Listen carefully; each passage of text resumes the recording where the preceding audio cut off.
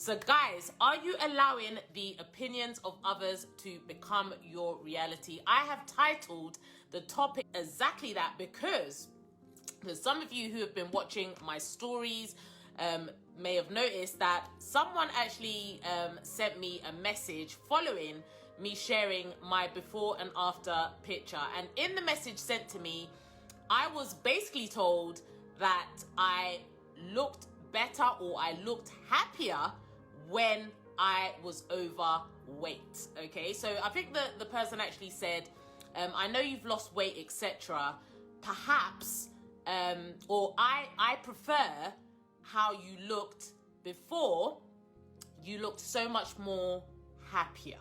Okay, now this is an opinion that someone decided that they wish to share with me.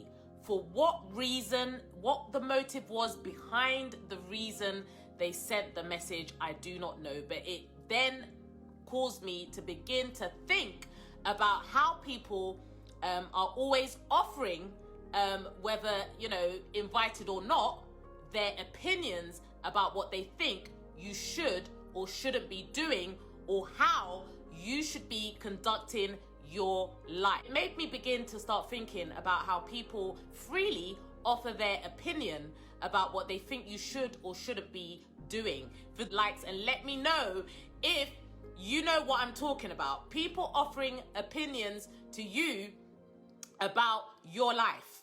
The really dangerous thing about people offering freely offering their opinions to you is that sometimes if we are insecure about certain areas of our life, or if there's some work that needs to be done in our own lives concerning certain areas or certain circumstances about our own lives, pertaining to our own lives, we can easily adopt and take on board what these other people's opinions are about the particular situation or circumstance in our life, or even about us. Okay, so I just want to share some story time with you all. So for those of you who have been watching me for a while, you know a bit of my story. I'm an entrepreneur. I became a full-time entrepreneur in 2018.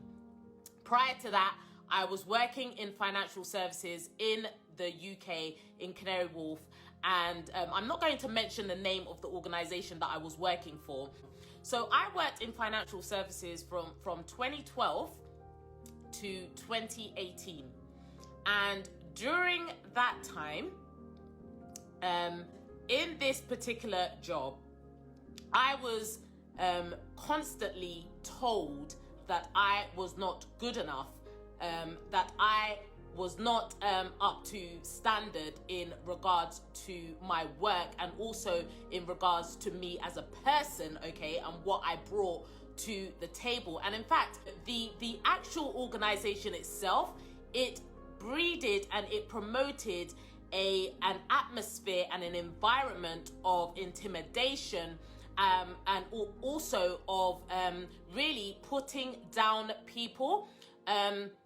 This is hence why I'm not mentioning the name. If you know me, then you know which organization it is, but I'm not going to mention the name of the organization. But there was institutional racism within the organization also.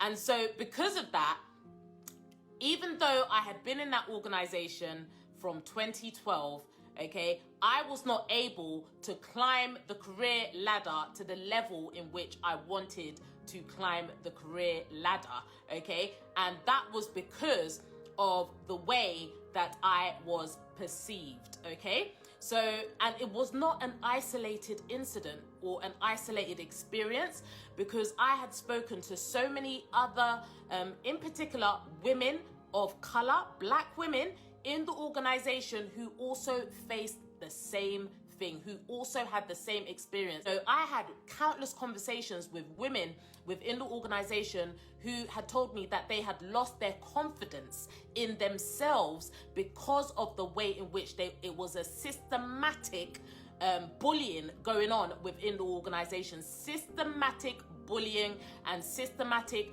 just continually telling people that you're not good enough, you're not worth anything, you're not good at this job, you can't do this, you can't do that. I even had a conversation with this young woman who absolutely amazingly talented and gifted. However, she had been torn down so much. If any of this is resonate with you, if any of you have ever experienced any of what I'm actually sharing on this live video, let me know in the comments. You don't have to mention the name of your organization, whether past or present. Just share if anything like this has happened to you in your place of work. Just let me know in the comments. I've spoken to this young lady who informed me that she had been headhunted by another company for a really awesome role, but because she had systematically been told that she wasn't good enough and that she was suppressed and basically pushed back from really, you know, shining her light within the organization and actually truly being her true authentic self, she actually turned down that job that she was headhunted for because she had completely lost her confidence.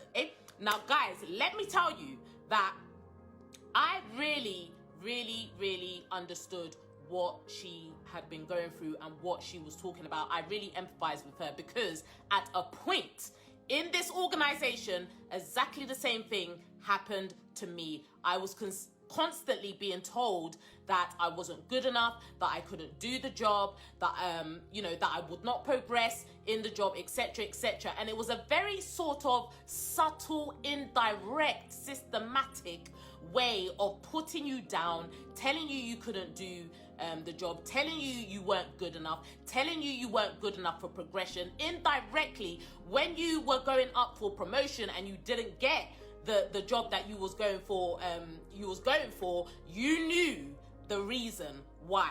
You knew because you were perceived in a certain way and because they felt that you wasn't good enough. That's why they didn't progress you, or you wasn't in their clique, right? So this happened to me, and at a point, I must admit to you that it did weigh me down and it did get me down. I'm not going to lie, because if you're being constantly told every single day, indirectly and directly, that you're not good enough, it begins to seep into your psyche. It begins to work its way deep down into your subconscious mind. And if you're not working on your personal development, then it just gets worse and worse and worse. And, you know, the one thing that I thank God for this experience of being in this really, I call it a toxic working environment, the one thing that I thank God for is that it actually woke me up. It woke me up. It woke me up, okay? Now, all things work out for the good of those who love God and according to his purpose. So even though I had a bad experience, ultimately that bad experience ended up being a good thing for me, because ultimately it woke me up and it made me realize that I have a purpose. I have a purpose. And I want to let you all know who are watching this live today, you have a purpose. It doesn't matter what anyone says about you negatively. You have a purpose. God has a purpose for you. The manufacturer intended a purpose for you when he brought you into the earth. No matter what anyone says about you in a negative way, no matter any opinion that anyone has of you in a negative way, you have a purpose. And the one good thing that came out of me working for this organization is that I woke up and realized that I had a purpose.